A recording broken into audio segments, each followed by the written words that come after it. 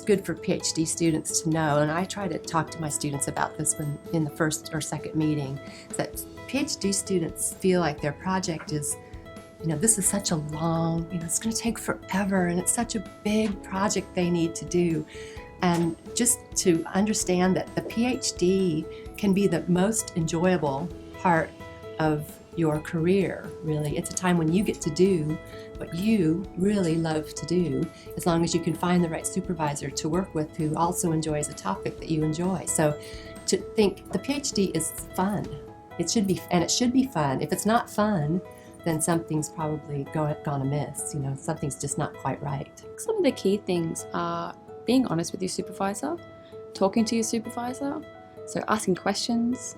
When you have questions about things, don't be shy, and tell them exactly what's happening for you, what's going on. It shouldn't be about sort of mystery or hiding things from them. It's sort of more of a show and tell kind of process to really build that collaborative process around your PhD.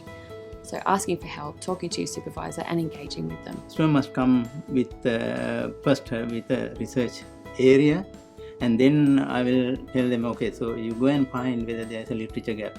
So that is most important. No point of doing something somebody else has done. And therefore, my first advice is find recent literature, and see whether there are gaps, literature gaps or knowledge gaps. One of the things I think that the students need to think about when they come in is how they want to interact with their supervisor.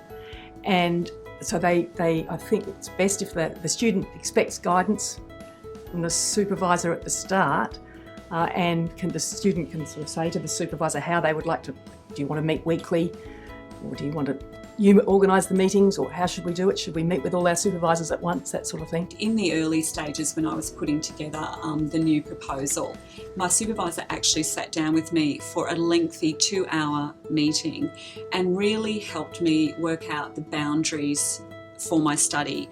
That saved me so much time.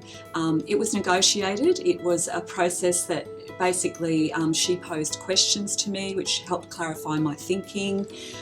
She didn't try and enforce her views on me, but definitely gave me some great structural questions which allowed me to go away and have a much clearer idea of what it was exactly that I was researching. Don't let them do all the work. It's an equal thing. You need to approach them, you need to email them, you need to set up meetings quite regularly, because you're probably not going to be their only student. There are going to be others there, and you can't rely on them having to run everything.